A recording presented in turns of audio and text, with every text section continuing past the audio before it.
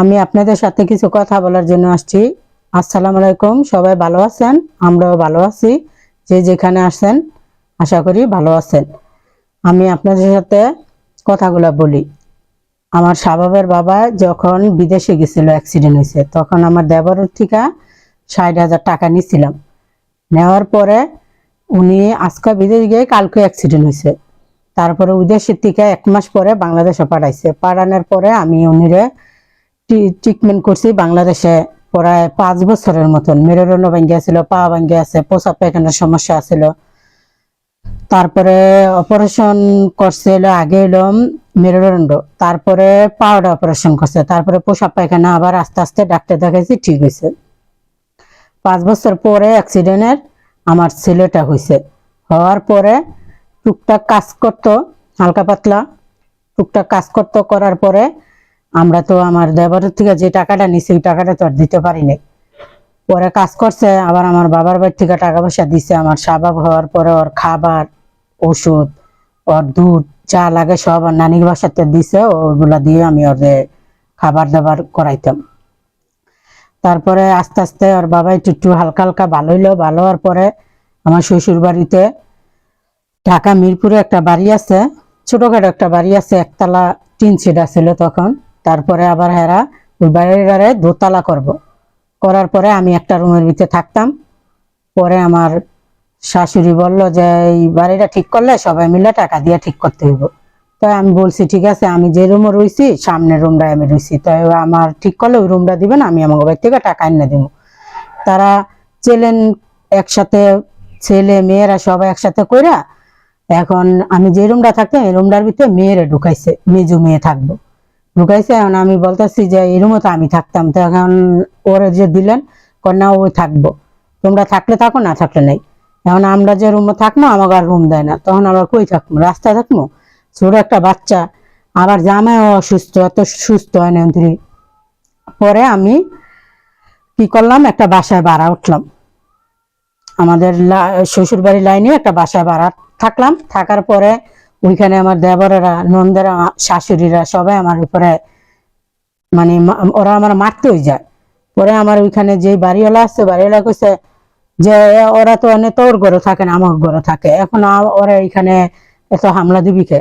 যদি ওরা ওর গায়ে হাত উঠাস আমি কিন্তু তোদের ছাড়বো না।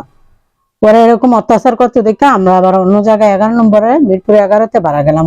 তখন উনি গিয়া টুকটাক কাজ কাম করে একটা দোকান দিছি। দোকানটা ওরকম চলে না, তো কি করবো এখন?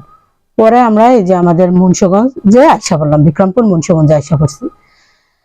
আসার পরে এইখানে আসলাম। এখানে এসে কি করব, পরে একটা এই যে ফাস্টফুড আইটেমের দোকান দিছিলাম, একটা ছোট একটা গাড়ি দিয়ে দোকান আসছিল আমাদের মুন্সিগঞ্জে আইসা। দোকানটা দেওয়ার পরে এখানে টুকটাক ব্যবসা বাণিজ্য করতেছি। একটা বাসা ভাড়া নিচ্ছি, ফ্ল্যাট বাসা নিয়ে এখানে ব্যবসা বাণিজ্য করলাম। করার পরে টুকটাক চলতেছি।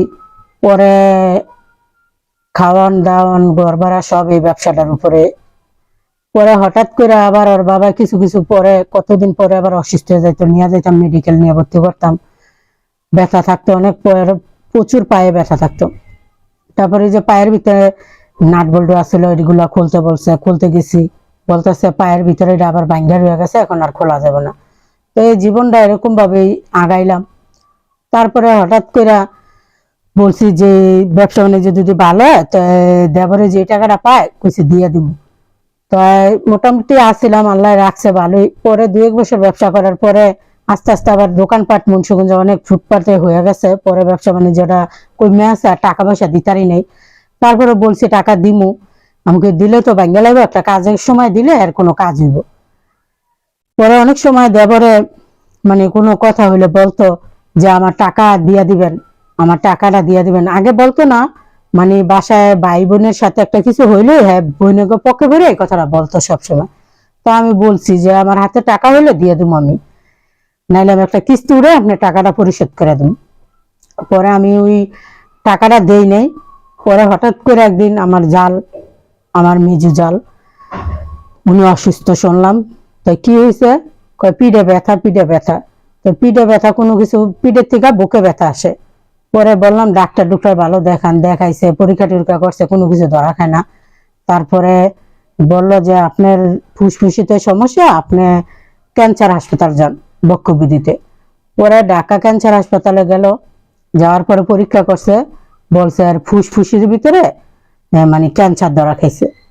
তারপরে তার লগে আমার অনেক ভালো সম্পর্ক ছিল, 25 বছর ধরে বিয়ে হয়েছে, তার সাথে খুবই আমার ভালো সম্পর্ক ছিল, দুইজনে মিলামিশা শ্বশুর বাড়ি সব কাজ কাম করতাম।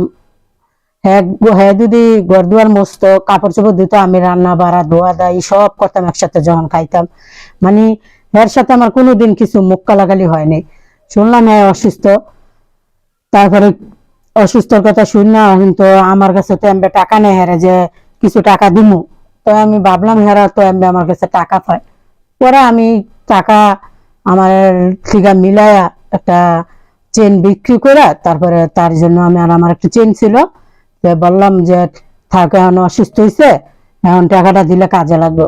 পরে আমি একটা স্বর্ণের চেন বিক্রি করে তারপরে নিয়ে তার টাকাটা, তার 60,000 টাকা তার হাতে দিয়েছি। পরে বললো ভাবি আপনি এখন না দিয়া পরে একটা কিস্তি মিস্তি উড়াই দিতেন, জিনিস বিচার দিলেন। আমি না, আপনি এখন অসুস্থ, দিয়ে আসলাম। দেওয়ার পরে 1 সপ্তাহ পরে এখন ওই বাসাটার ভিতরে মনে করেন ননদের সমান দিছে, আর ভাইগো সমান দিছে, বৈনগো সমান দিছে। তো আমার শাশুড়ি ছিল মারা গেছে, দিয়া গেছে সবারে, মানে একটা ছোট পাকনা ননদ আছিল, ওই ননদ আবার ভাই বোনকে না জানা নিজে মা বাবার তো সবার সমান করে লিখে দিছে। তো দিছে ভালো কথা, বাড়ি ওরা দিছে, আমার কোনো দুঃখ নেই, আমি তো মুন্সিগঞ্জে থাকি, আমাকে জানাইও নেই। দেওয়ার পরে আমি 1 সপ্তাহ পরে আমার ওই বাসায় আমার ড্রাইভারে যাইতে কইছে, একটু আসেন এনে দরকার আছে। তো গেছি, রাত্রে গেছি, গিয়ে দিয়ে বাসায় নাই। পরে কাজে গেছে, রাত্রে আসছে, আমার রাত্রে দেখো না, আমি সকালে আইসা বলবো লগে কথা বলতেছি, এর ভিতরে আইসা ওই যে আমাকে বাসার ভিতরে আমার একটা ছোট পাকনা ননদ আছে, ননদ করছে কি বাইরের লগে কথা কইছে, ঘুমাইতেছে, ঘুমাইতে উঠতে মনে করেন আমার আয়া অনেক মারছে। আমি হলো বড় ভাবি, আমার অনেক মার দিচ্ছে, মানে ওই বাসার বাড়াইটা বলেন, আশেপাশের মানুষেরা বলেন, মানে একটা খারাপ, ওর মতন খারাপ একটা মাইয়া হয় না। ও এই বিয়ে হয়েছে এই চিটাগাং চিটাগাং বিয়ে হয়েছে বুঝছেন, এক ছেলের লগে পছন্দ করে বিয়া করছে। ওইখান থেকে আইসা মনে করেন মেজো বোনের জামাইয়ের লগে, মেজো বোনের লগে জর্গা লাগছে, ঘর থেকে মেজো বোনের জামাইরে 3 মাসে লাগা বাই করে দিছে। এই মেজো বোনের জামাই 3 মাস এই বাপমার কাছে ছিল, 3 মাস পরে আবার আসছে। ছোট বাইরে মারে, বাড়ির মারে, সবাই মারে, মানে বাড়ির যা আছে সবাই মারে। ওর মতন একটা পৃথিবীতে মনে মেয়ে হইতে পারে না, এত খারাপ। মনে করেন আমি মাইমুর মারছে, আমি মুন্সিগঞ্জে আইসা করছি, ওটা যাইয়া মনে করেন এই পুলিশের কাছে যাইয়া কইছে আমার মাইরা মইরা থিয়া গেছে। পরে পুলিশ আনছে, পুলিশে তো আমার লগে মোবাইল, আমার কাছে মোবাইল নিয়ে আমি তো আইসা করছি। পরে শাবাবের বাবার কাছে ফোন দিছে, আপনার ওয়াইফ কই, আমার ওয়াইফ তো ঢাকা গেছে, উনি রে নিয়ে আপনি তাড়াতাড়ি মিরপুরে আসেন। পরে কেন কয় কি পারিবারিক ব্যাপারে জর্গা হয়েছে, বাসায় আসতে হইব। পরে আমি আইয়া উঠছি, উঠার পরে আবার রাত্রেবেলায় আমি আইসেই গেছি। যাওয়ার পরে ওদের ফ্যামিলি সব একসাথে হইয়া মনে করেন আমার হাজবেন্ডের মানে মারবো, এটা করবো এটা করবো, অনেক অত্যাচার করছে আমাদের নিয়ে। করার পরে পুলিশ আইছে, পুলিশের বললাম আমি তো দেখেন আমার তো মারছে, কামড় দিছে, আমাদের অনেক মার দিচ্ছে, আমি তো আর কিছু করিনি, পারিনি ওর সাথে। পরে অনেক গ্যাঞ্জাম করছে, ওরা তিন ভাই বোন মিল্লা মানে অনেক অত্যাচার করছে, ভাড়া করা গুন্ড আনছে, মানুষ আনছে, মারামারি করবো আমাদের সাথে। পরে আমাদের লাইনের ভিতরে, যে লাইনে আমি থাকতাম, আমার শ্বশুর বাড়ির লাইনের ভিতরে লোকজন, আত্মীয় স্বজন, ভাড়াটিয়া পাড়াপড়শি আছে না, পরে বলতেছে স্যার ও তো অনেক মানুষের মারামারি করছে, ও তো অনেক খারাপ, ও আর ভাবি গো বইন জামাইরা সবার এই বাড়ি থেকে লড়াই দেয়, মানে ওর বিয়ে হয়েছে এই বাড়িতে এমন করে। পরে পুলিশ সহ মনে করেন ওরে, ওর বোন ভাই যা আছে সবার এলাকার মানুষ অগদূর হয়েছে, পুলিশ পর্যন্ত পলাইছে এরকম গ্যাঞ্জাম করছে দেখা।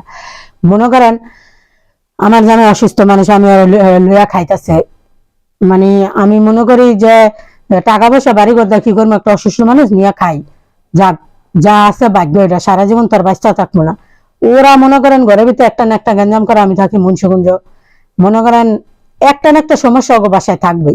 আমার একটা রুম আছে ভাড়া দেয়, এই ভাড়াটারে পর্যন্ত মনে করেন ঘর থেকে মাইরা খেদায় দেয়, ওরে মানে সবাই এমন ভয় পায়। এখন দেখেন আমারও তো অত্যাচার করছে, ও কি এই শ্বশুর বাড়িতে সুখে আছে? ওর মতন মুখ হলা মেয়ে নাই। পরে ওর শ্বশুর বাড়ি থেকে মাইরা পাড়ায় তারপরে কয়দিন পর পর খেতে দেয়। আর আমরা তো আমার স্বামীরে নিয়ে কষ্ট করে জ্যাম্বুক একটা দোকান চালায় দুজনে মিল্লা খাইতেছে, একটা বাচ্চা আছে। কিন্তু আমি তো কেউ লোকে খাইতেও চাই না, কেউ টাকাও চাই না, কোনো গ্যাঞ্জামও করি না। এখন ওরা আমার সাথে মানে গায়ে পয়রা ঝরগা করবো কিভাবে? সহ্য যদি সহ্য করে তার ফল সে পায়। আমি যে আজকে ওর বাবা অ্যাক্সিডেন্ট হয়েছে, শাবাবের বাবা আজকে অ্যাক্সিডেন্টের বয়স 20 বছর। 20 বছরের ভিতরে আমি যে কষ্ট করছি ওই কষ্টের ফল আল্লাহ আমারে দিছে। আমি তো নিজে কর্ম করে খাই, দুইজনে মিল্লা খাই। অনেক সময় ওর বাবার শরীর ভালো না থাকলে আমি নিজে দোকানদারি করি। মানুষ তো সবাই চায় আরামে খাইতে, আমি তো আর এই আরামের কপালটা নিয়ে আসিনি। কিন্তু ওরা আমার লোকে খুব অত্যাচার করে, মানে ওরা আমার উপরে মানে জুলুম করে। তো এই জুলুমের বিচার কি আল্লাহ করে না? আল্লাহ কইছে যে ধৈর্য করবো এরা আল্লাহ অনেক কিছু দিব। তাহলে মনে করেন আমি অনেক ভালো আছি, আমি যদি কর্ম করি, আমি নিজে অসুস্থ থাকলে অসুস্থ মনে করি না। এই যে হাজবেন্ড মাঝখানে মনে করেন সমস্যা হয়েছে, এত তো শরীরের সমস্যা, পায়ে ব্যথা, মেরুদণ্ডের সমস্যা, এটা সমস্যা এটা সমস্যা, তারপরে আবার কি হয়েছে হঠাৎ করে হার্ট অ্যাটাক করছে। তারপরে নিয়ে গেছি মুন্সিগঞ্জ সদরে, ওইখান থেকে বলছে তারা ঢাকা নিয়ে যান। ঢাকা হৃদরোগে নিয়ে গেছি, ওইখানে 7 দিন ছিলাম, অবস্থা খুবই খারাপ ছিল। মনে করেন প্রচুর বুকে ব্যথা, ওদের আমার অবস্থা অনেক খারাপ। অ্যাম্বুলেন্সের ভিতরে না হলে 10-12 বার বমি করছে। আমার একটা ছোট ছেলে আছে, এখন ওর বাবা থাকলে আমার বড় একটা গাছ, কাজ করতে পারুক না পারুক কেউ বলতে পারবো না কিছু। আমি তো জয় করছি, আমার সবাই ভালো বলে, আমি নিজে এমন কোনো কিছু করি না যে আমার কেউ খারাপ বলবো। তো ওরা আমার এই দুঃখটা বোঝে না, বুঝছেন? ওরা কি করে, এই আমি গেলে আমার 1 গ্লাস পানি দিব না, কিন্তু আমার বাসায় আইলে ওগো আমি অনেক আপন মনে করে রাখি, কি খাওয়াম না খাওয়াম, আমি ওরা খাওয়াক না খাওয়াক, ওরা শ্বশুর বাড়ির মানুষ, আমার বাড়ি পাইপ ওরা খাইতে পারবো, কিন্তু ওগো বাসায় যাবেন 1 গ্লাস পানি দিব না খাইতে।